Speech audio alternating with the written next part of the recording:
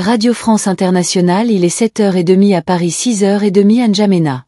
Vérifie Matin et toute l'actualité africaine avec Vincent Dublanche. Bonjour Vincent, bonjour Marion Cavana, bonjour tout le monde. À la une, la détention de Succès Masserat en débat. On va entendre les pour les contre, ceux qui jugent les accusations d'incitation à la violence infondée, et ceux qui accusent l'opposition de tenter de faire du bruit pour rien. On vend tout ça dans un instant. Ali Bongo pourrait lui aller au Maroc, au Royaume-Uni. L'Angola pourrait donc ne pas être la destination finale de l'ancien président gabonais, de sa femme et de son fils qui ont quitté, je vous le rappelle, leur pays vendredi. On vous explique tout cela dans quelques minutes. La difficulté aussi de gérer l'afflux de réfugiés congolais au Burundi. On est les soucis financiers des agences de l'ONU, mais aussi très concrètement les conditions d'accueil, d'intégration avec la programme emblématique de la langue d'enseignement dans les camps de réfugiés. Le Kiround dit que les réfugiés congolais ne parlent pas forcément. Pensera à Cannes dans 10 minutes pour vous présenter le documentaire tourné au Togo par l'Égypte, au Sénégal et Gabriel Souleka sur les spiritualités africaine, comprendre celles qui existaient avant l'arrivée de l'islam et du christianisme, et puis le journal des sports, le yéyé de retour au sommet au pays du coupé-décalé. On parle foot, et oui, le stade d'Abidjan est champion de Côte d'Ivoire depuis ce week-end, mais ce n'était pas arrivé depuis plus d'un demi-siècle. Il devrait être présenté dans les jours qui viennent à un juge au Tchad. Succès Matra a passé sa 3e nuit en garde à vue dans les locaux de la police judiciaire de la capitale N'Djamena. Pour rappel, l'opposant a été arrêté au lever du jour vendredi à son domicile. Le procureur comme le gouvernement l'accuse d'avoir incité à la haine et à la révolte en cause violence entre éleveurs et agriculteurs dans le sud-ouest du pays mercredi dernier qui ont fait au moins 42 morts. Un audio qui date d'il y a 2 ans. Selon ses avocats est pointé du doigt canton à N'Djamena, notamment au sein du personnel politique tchadien. Correspondance Victor Moria. Selon les autorités tchadiennes, c'est un audio diffusé par Succès Masserat qui serait à l'origine du massacre du village d'éleveurs de Ka auprès de Ben Aymar dans la province du Logo occidental. La défense du président des transformateurs évoque une manipulation à l'aide de l'intelligence artificielle d'un ancien audio datant de 2023 et demande sa libération immédiate. Pour AOC Souma Atub et nous, président du Parti démocrate, membre de la coalition GCAP, cette affaire s'inscrit dans une série de menaces et d'intimidations à l'encontre des opposants politiques. Le système veut nous faire peur. C'est qui s'est passé avec Succès SMA serait n'a absolument rien à voir avec les événements de Ben Aymar dans sa vie. Dès que quelque part ils ont déjà tout un plan pour pouvoir de neutraliser qui peut pouvoir les chaînettes de son côté. Le parti au pouvoir, le Monde patriotique du salut, assure que la justice fait son travail. Selon le droit tchadien, Abdel Nasser Regarboa, porte-parole du 7e affaire purement judiciaire conduite par la justice ADN travers banque le parquet, et les opposants aujourd'hui essaient de se faire entendre et y trouvent toutes sortes de raisons. Intéressant donc. Moi je trouve que c'est vraiment léger. Format accusation depuis vendredi. Succès sera en garde à accent grave vu à la coordination de la police judiciaire. Une délégation a pu lui rendre visite dans le week-end. Il attend désormais d'être auditionné par le juge d'instruction Victoria N'Djamena et 72 heures plus tard un débat donc au Tchad et des questions au Gabon. Au même moment où l'on apprenait vendredi l'arrestation de l'opposant tchadien tombé, cette autre information, l'ex-filtration de la famille Bongo. Ali, l'ancien président, renversé, sa femme Sylvia et leur fils Noureddine, tous 3 sont donc arrivés à Luanda dans la nuit de jeudi à vendredi en provenance de Libreville. Parmi les interrogations qui demeurent, l'Angola est-elle la destinée finale? Quel rôle a joué le président angolais? Journaux Renault, Enquête, Fille, Passion, les goodies. Selon une source diplomatique, c'est bien le président angolais qui a joué un rôle déterminant, lui qui veut s'imposer comme un acteur clé dans les résolutions des crises sur les continents. Lui, dans les rapports, n'était pourtant pas si chaleureux avec Ali Bongo, mais au sein de l'Union africaine, plusieurs chefs d'État demandaient la libération des Sylvia et Noureddine Bongo. Conditions posées par Ali Bongo pour quitter le pays. Ali Bongo restera-t-il en Angola? Pour l'heure, aucune certitude. Le choix des Luanda aurait été dicté par l'urgence de quitter Gabon. Selon plusieurs proches de la famille Lac, capitale congolaise n'est pour l'heure qu'une étape comme destination finale. Certains évoquent le Maroc, d'autres plutôt la Grande-Bretagne. Une partie de la famille vit à Londres et selon une autre source, des démarches seraient même déjà avancées. Un membre de la famille précise que la destination finale sera celle où pourra être assuré un soutien médical adapté. Et vous? Ce que vous en pensez, vous qui nous écoutez peut-être à Libreville ou ailleurs? D'ailleurs, appel sur l'actualité, on attend vos témoignages, vos avis. 8h10 temps universel, 9h10 de Libreville, les de Luanda, 10h de Paris-Champ enrichi à Bujumbura 96. Un excellent au Burundi. Faire face à l'afflux de réfugiés, ils sont 70 000 Congolaises et Congo de plus accueillis ces derniers mois chez le voisin d'abord, dont des de transit, puis dans des camps permanents. Le principal est celui de Mousni. L'accueil 18 000 personnes dont la moitié sont des enfants. Il est un vrai besoin de place. Le Haut Commissariat de l'ONU pour les réfugiés discute d'ailleurs avec le gouvernement burundais pour obtenir d'autres terrains, nourriture ou assainissement, éducation. Les problématiques sont nombreuses et l'argent manque. Rappelle ce matin France Béguin de l'UNICEF, où bandit les réfugiés actuellement avec toute la noblesse. Antonia Source qui se sentant les partenaires, nous n'arrivons pas encore à amener à tous ces besoins les acteurs qui sont prioritaires en toute l'aide alimentaire actuellement qui est fournie par le Programme alimentaire mondial. L'accès aussi à l'eau et aux soins, un problème qui est encore très évident, c'est l'éducation. À la Cour économique de ce matin, Kennedy pour le dit, alors que les Congolais ont étudié l'art français, donc ça vous voyez, ça pose déjà un défi et faut renforcer les capacités de certains enseignants et prépare C'est aussi cet enfant à pouvoir suivre le curriculum qui dit donc c'est un autre défi et ses enfants et ses jeunes fiancés violences. Certaines ont été victimes de violences, de viol, abus sexuels et autres, donc l'appui psychosocial à ces enfants c'est absolument essentiel. Pour là on a atteint 10% des fonds peut être l'objectif.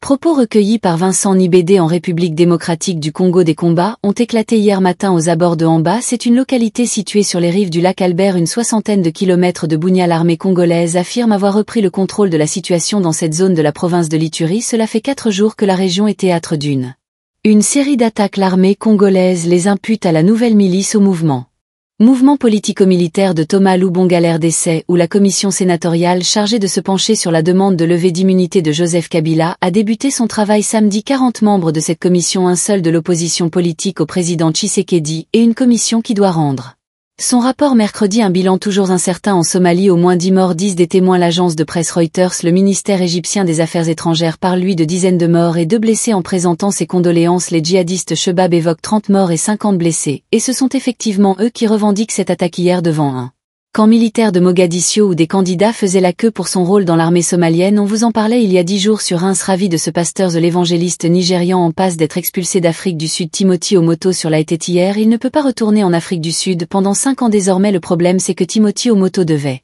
être tout prochainement à nouveau sous le coup d'une enquête pour viol et trafic d'êtres humains, puisque la justice a quitté certes, mais le parquet sud-africain avait promis de faire appel. L'affaire en moto qui suscite une énorme polémique en Afrique du Sud. Une audience judiciaire en République centrafricaine ce lundi. La première comparution publique du journaliste Landry Ulrich Nguyen Van Gogh Pellet, le directeur de publication du quotidien de Bangui, est en détention depuis le 8 mai. Il est accusé d'incitation à la haine contre le gouvernement et de diffusion d'informations tendant à causer des troubles à l'ordre public. Mais selon Reporters sans frontières, la procédure est arbitraire puisque nous dit Sadibou Marron de RSF. Il est inculpé sur la base du code pénal. Les autorités judiciaires cherchent à créer une qualification ne sied pas avec l'objet de son arrestation, en quelque sorte de l'utilisation du code pénal de manière abusive, alors que la Centrafrique a une législation sur les délits de presse qui ne plus avoir plus de peine privative de liberté saoudite. Landry Gama Goblet n'aurait jamais dû être placé sous mandat de dépôt. Et la deuxième chose que Promo était plus judicieux de connaître fondamentalement les raisons de l'arrestation de ce jour Malesla, puisqu'elle a été arrêtée sa moins Baba Lesila. Des également retenus comme à quelques jours sans même connaître la raison exacte, et tout cela sur la base 10 ans de ce code. Un laquais Poumon et Margot plus sévère vous indique finalement qu'il était d'être à raison de l'exercice de sa profession, et comme nous sommes en face d'une procédure opaque depuis le début, les autorités judiciaires Babette davantage transparent. Sabine Daïwo Marron de RSF. Éviter un désastre humanitaire, l'objectif du gouverneur d'Agadé dans le nord du Niger. Vous en parlait hier avec l'ONU. Les autorités locales veulent relocaliser dans leur pays d'origine des milliers de migrants subsahariens récemment expulsés par l'Algérie. Des migrants nigériens pourraient bientôt se voir contraints de rentrer au pays.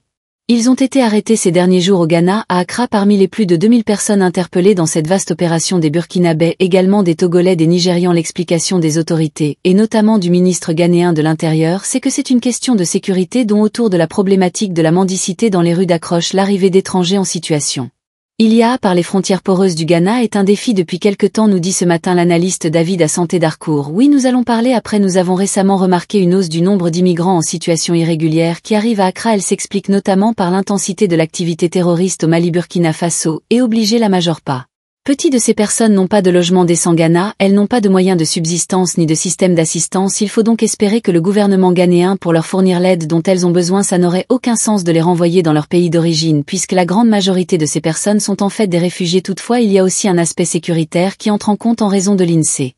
Action terroriste dans la région. Il y a une inquiétude liée à l'arrivée au Ghana d'étrangers de façon irrégulière qui pourrait aggraver le risque d'infiltration de terroristes dans le pays. La crainte de voir des terroristes se glisser parmi les réfugiés. Le sang armé NBA Welbeck et malsaine refus à David à Santé d'Arcos, analyste au Ghana. Censure faux démocratique, développement interrogé par Magali Lagrange. Direction Cannes dans le sud de la France. Le festival international du film qui bat son plein effet s'est entretenu avec Judo Hamadi, le Congolais membre du jury, tenu bien sûr au secret sur les films qu'il a vus et sur son avis sur eux, mais qui nous a raconté dans Afrique Soir hier soir son expérience tout de même à réécouter sur un fil pur radio dans Journal en Paille. On part au pavillon Afrique pour ce documentaire tourné au Togo et signé de l'Égypte au Sénégalais Gabriel et Gabriel Souleka, où Ibrahim, cet historien de formation qui visite aux États-Unis, a participé à l'écriture de plusieurs scénarios. Avant de réaliser son premier documentaire, son œuvre L'âme de l'Afrique porte sur la spiritualité. Il pose une question essentielle: que pratiquaient les Africains avant l'arrivée de christianisme de l'islam sur leur continent, et comment ces deux grandes religions dominantes passent-elles coexister avec les traditions ancestrales et les divinités africaines. Gabriel Soleil. Car j'ai rencontré Maître Wilson Bass, c'est un Togolais qui a créé le festival de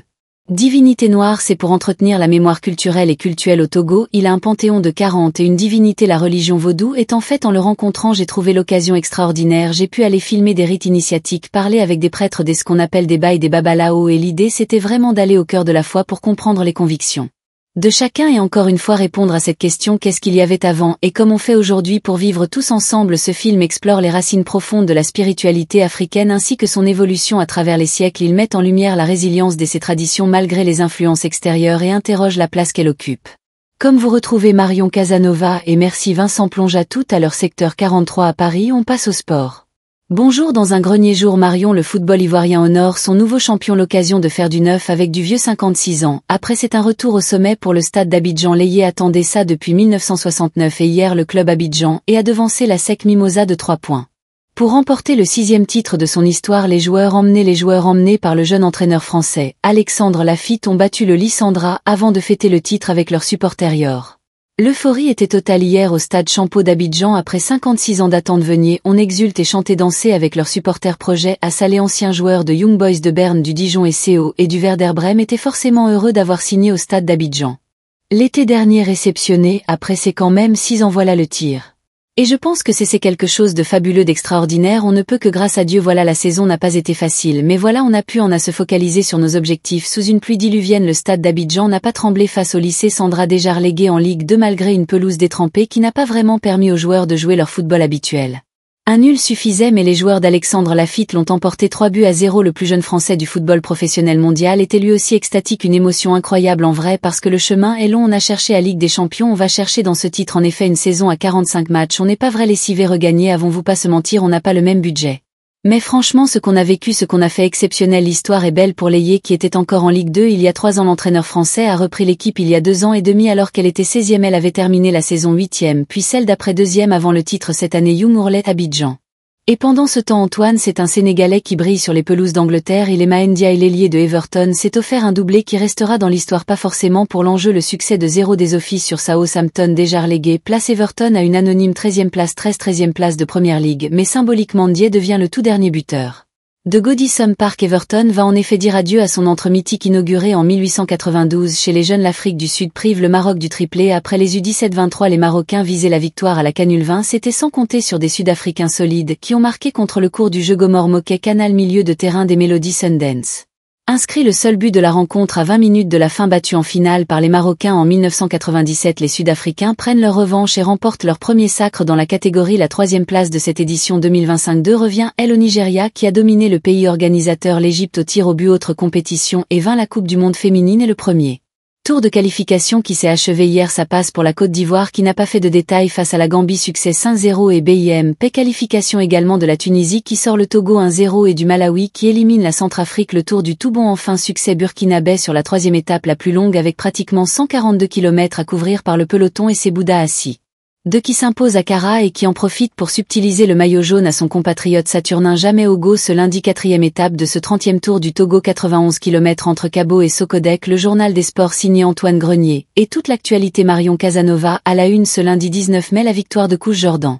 À la présidentielle en Roumanie, le candidat prend l'européen, bat son adversaire d'extrême droite Georges et Simignon. On y revient dans une édition spéciale à 6h10 temps universalaire, est en direct de Bucarest. C'est aussi un pro-européen qui arrive en tête en Pologne cette fois au premier tour de la présidentielle, la Rafale Tchaïkovski, écart très serré avec le nationaliste Karol Nevroz qui ils s'affronteront au second tour le 1er juin. L'armée israélienne annonce une opération terrestre à Gaza après des jours de bombardements déjà intenses sur l'enclave et alors que des pourparlers directs ont lieu à Doha pour un cessez-le-feu. Le président américain lui s'apprête à appeler son homologue russe. Donald Trump veut tenter de mettre fin au bande-son selon ses mots après des discussions qui n'auront rien donné en fin de semaine entre fin de semaine dernière qui a fait Moscou à Donald Trump qui se dit aussi attristé par l'annonce du cancer de Joe Biden. 82 ans, l'ancien président américain a été diagnostiqué d'une forme agressive d'un cancer de la prostate.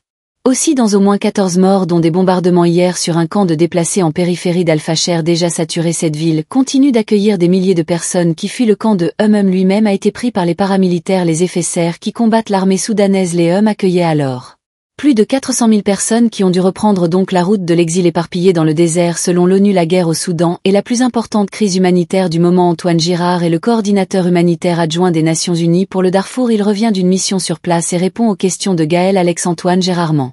Bonjour, vous revenez du Darfour, est-ce que vous pouvez nous raconter ce que vous y avez vu? C'est une quinzaine de jours dans le nord du Darfour, pas très loin d'un site qui est assez connu malheureusement par les événements récents, qui est le camp de Hamza, et la raison de notre mission c'est que le camp est devenu une base militaire des rapides suppose fossés, et beaucoup de gens, 500-600 000 personnes. On a essayé puisqu'ils ont été 30-40 km de d'y avoir accès, malheureusement pour des raisons de sécurité mais aussi de négociation n'a pas pu le faire, et ce n'était pas que les Nations Unies, on a discuté avec 12 internationales qui n'ont pas pu non plus avoir accès à ce qu'ont entendu. C'est qu'il ne reste plus que 8 000-10 000 personnes, des gens relativement vulnérables qui n'ont pas pu partir, et aujourd'hui l'assistance que l'on aurait pu mener pour ainsi dire impossible dû ces problèmes de sécurité d'accès sur le camp des âmes, et donc on travaille en périphérie essentiellement à Ilain qui est une ville qui n'était pas prête pour accueillir 200-300 000 personnes sur une période de 15 jours 3 semaines, où sont passés que sont devenus les 500 000 déplacés de aujourd'hui, dont certains sont à Tavilain, d'autres ont préféré aller sur la ville de Facheux de Facteur, qui est une ville où il y avait déjà à peu près 1 500 000 personnes, et 6 nouveaux déplacés dans la ville vivent dans la rue d'après les témoignages que l'on a reçus des zones du national qui sont encore sur place, et d'autres ont décidé d'aller au-delà de cette ville de Tala, et de prendre la route même de l'exil à travers l'ouest, donc du Soudan à travers le Darfour. Certains deviendront des réfugiés au Tchad.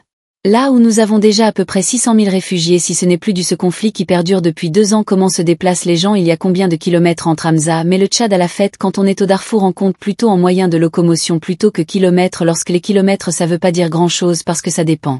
Pense que vous avez comme moyen, certaines familles au début avaient encore les moyens de pouvoir être sur des camions, les camions en fait de l'assistance humanitaire qui partaient à vide repartaient avec des familles, d'autres ont des ânes voyage de camion, ça va prendre 3-4 jours jusqu'à la frontière tchadienne, mais avec des âmes ça prendra de 3 semaines, et d'autres sont à côté des ânes, donc c'est à moi de voyage avec. Pour nous un dilemme, c'est dire comment apporter un soutien humanitaire à des personnes en déplacement, et ces routes sont-elles sûres? Ce ne sont pas des ruptures, c'est-à-dire que les gens qui sont sortis du camp des sont partis la nuit, ils ont essayé de fuir les combats, mais aussi pour certains et pour certaines ils ont subi des violences, que ce soit des violences sexuelles ou d'autres. Il y a des recrutements forcés de jeunes garçons par les forces de la réponse rapide, et du coup il y a des stratèges qui sont mis en place pour essayer d'éviter de tomber dans les checkpoints de ces forces. Un des stratèges c'était déguiser les jeunes garçons en filles, mais maintenant malheureusement les forces ou ceux qui sont affiliés aux forces déshabillent les uns et les autres sur la route. On a eu des témoignages Tawid-Lac sont assez dramatiques sur la façon dont les gens ont fui les combats, arrivent à Tewila ou plus intérieur de Javel Marin aujourd'hui. Pour les acteurs humanitaires, quels sont les deux défis? Sont nombreux. D'abord, répondre aussi rapidement ce mouvement massif de population sur Tavila de 250 000-300 000 personnes, et sur d'autres localités c'est pas évident d'avoir toutes les capacités, des problèmes de financement de ses origines nationales et internationales. Ça se passe dans le contexte de diminution drastique,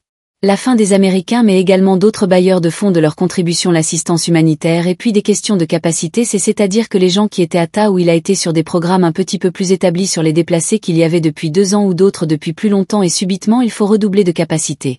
Devant un nombre incroyable de personnes qui sont arrivées assez rapidement sur cette ville. Antoine Gérard, coordinateur humanitaire adjoint des Nations Unies pour le Darfour, il répondait à Gaël Alex.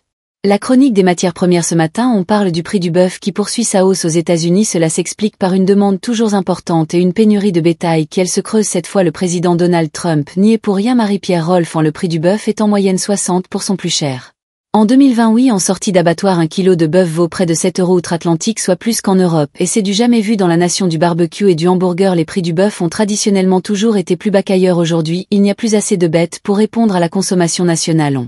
C'est en 50 ans d'un cheptel 240 millions de têtes à 90 millions aujourd'hui. La principale explication c'est la sécheresse. Le réchauffement a touché les hommes traditionnels d'élevage, notamment celle des Rocheuses, là où naissent les veaux, avant d'être transférés dans les régions agricoles où ils sont engraissés, et toute la filière amère pâtit de cette situation. Oui, les premiers touchés sont évidemment les consommateurs. Il faut aujourd'hui être vraiment accro pour continuer à manger du bœuf à prix d'or. L'industrie n'est pas moins concernée. Les parcs d'engraissement ne sont pas assez remplis et deviennent moins rentables. Les engraisseront beau produire des animaux plus lourds, comme le prix d'achat des jeunes et de l'alimentation bétail a augmenté leur marge, peine à être bénéficiaire. La baisse du cheptel pèse aussi sur la balance commerciale. Le pays a moins de viande à vendre et peine à rester compétitif. Le bœuf brésilien est aujourd'hui moitié moins cher que le bœuf américain. Les États-Unis arrivent encore à exporter les morceaux haut de gamme. Au Japon et en Corée du Sud notamment, c'est plus compliqué pour les morceaux de seconde catégorie sur lesquels la concurrence est plus rude. Marie-Pierre, la filière bovine américaine pourrait souffrir encore plus si les tensions commerciales avec le Canada et le Mexique devaient à nouveau se tendre. Oui, se fâcher avec le Canada serait effectivement totalement contre-productif. Active pour le secteur, les États-Unis aspirent 80% de la production canadienne. Il achète aussi bien la viande que des animaux vivants. En gros, c'est le Canada qui permet de faire tourner aujourd'hui les abattoirs américains. Le Mexique est lui devenu depuis quelques années un fournisseur de veaux à engraisser. En début d'année, les États-Unis N'y ont beaucoup moins porté de bêtes mexicaines pour des questions sanitaires, mais la mesure est progressivement en train d'être levée. Les besoins d'alimenter le marché américain sont trop grands. La chronique des matières premières signée Marie-Pierre Rolfon et Rufi Matin. Le vent tourne en Chine en termes de natalité. L'enfant unique fut longtemps une obligation. Aujourd'hui l'inverse est presque de mise. L'État s'inquiète de voir les naissances chuter. En 2020 seuls 9,5 millions de bébés sont nés, et c'est très peu à l'échelle du pays. C'est même un des niveaux les plus bas depuis la fondation de la République populaire. Les autorités multiplient donc les invites, les incitations, mais les jeunes y regardent à 2 fois naissance en Chine quand l'intime défie la politique. Un grand reportage de Clé à broder, et si un gars on en écoute un extrait. Les souvenirs de l'enfant unique sont encore dans toutes les mémoires. Pourtant aujourd'hui c'est l'inverse. À l'État encourage, presse, parfois supplie, mais dans une Chine plus éduquée, plus urbaine, les décisions d'avoir un enfant n'appartient plus au gouvernement. Elle est devenue intime, individuelle, parfois revendiquée. Aujourd'hui avoir un enfant n'est plus une assurance pour l'avenir, c'est un choix personnel.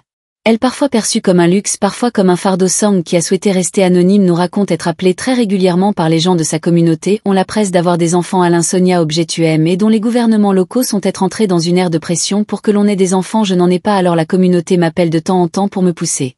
En avoir encore. Ils doivent comprendre que si le fait d'avoir des enfants ont une responsabilité sociale, il faut alors s'acquitter de l'obligation de bien les élever. S'il s'agit d'une responsabilité personnelle, il faut respecter mes choix personnels. Arrêtez de me redresser tous les jours. Allez-vous me payer pour cela? Allez-vous accoucher à ma place? Allez-vous m'aider à supporter les douleurs de l'accouchement et les séquelles comme la prise de poids et la perte de cheveux, y compris l'épuisement au fait de se réveiller jour et demi pour nourrir le bébé? Si vous ne pouvez rien faire, arrêtez donc de m'appeler pour sa part belle. Ariga, tu oublies un homme droit face à la chute des naissances. Pékin multiplie les aides financières et les incitations, mais pour le démographe comme Russian, l'expérience japonaise montre que ces mesures n'ont qu'un effet limité, et la Chine moins riche pourrait avoir encore plus de mal à soutenir l'effort. Sens de ton social sont en réalité tout ce que le gouvernement chinois souhaite mettre en œuvre a déjà été essayé au Japon, par exemple la réduction du coût de l'éducation des enfants, la gratuite des services de garde, la gratuité de l'enseignement préscolaire et diverses incitations financières telles que des aides en l'espèce et des aides au logement pour les jeunes couples. Cependant l'expérience du gouvernement japonais montre que ces mesures n'ont qu'un effet modéré, ne sont finalement pas viable. L'effet n'est pas durable. Passe Corse. Jean Porte, et la version intégrale de ce grand reportage est à écouter sur RFI à 19h40 temps universel. Bientôt 6h en temps universel, 9h à Bucarest, où nous attendrons Ménard pour une heure d'édition spéciale au lendemain de la présidentielle en Roumanie, et qui a vu la victoire de Nick Jordan, le candidat pro-européen. Vous êtes installés dans les locaux d'Air et Romagna pour l'occasion. André non oui, dans leur très beau studio, il faut le dire. Marion, et dans 10 minutes on va commencer cette édition spéciale pendant 1 heure, donc jusqu'à 9h heure de Paris, en direct de Bucarest dans les locaux des filles Romagna avec nos invités. On va analyser, on va décrypter la séquence électorale qui vient de s'écouler en Roumanie, celle qui se poursuit en Pologne aussi bien. Nous serons sur place également avec notre envoyé spécial de scrutin, scruté de près par Bruxelles, par Kiev, par Moscou. On va en parler, on va analyser tout ça, et d'abord dans 1 minute le journal international. Père-fils écoute fille. Bonjour. Ces femmes veuves après 20 mois en résidence surveillée à Libreville, à Libongo, et désormais en Angola avec son époux Sylvia et son fils cadet, mordis tous de poursuivis par la justice gabonaise. Que vous inspire sa libération? Quel avenir judiciaire pour la famille Bongo? Appel sur l'actualité 33 993 693 70 retrouvés, apaisant dans l'actualité avec Banque Atlantique à partir de 8 à 10 TU. À tout à l'heure sur Fille. Viva Technologie, le plus grand événement Startid était en Europe, revient du 11 au 14 juin à Paris, porte de Versailles. C'est le lieu où les discussions se concrétisent, les opportunités business sacrées et les partenariats prennent vie. Viva Technologie, vibrer au rythme de l'innovation. Plus d'informations sur Ville Datacom. En partenariat avec France Média Monde.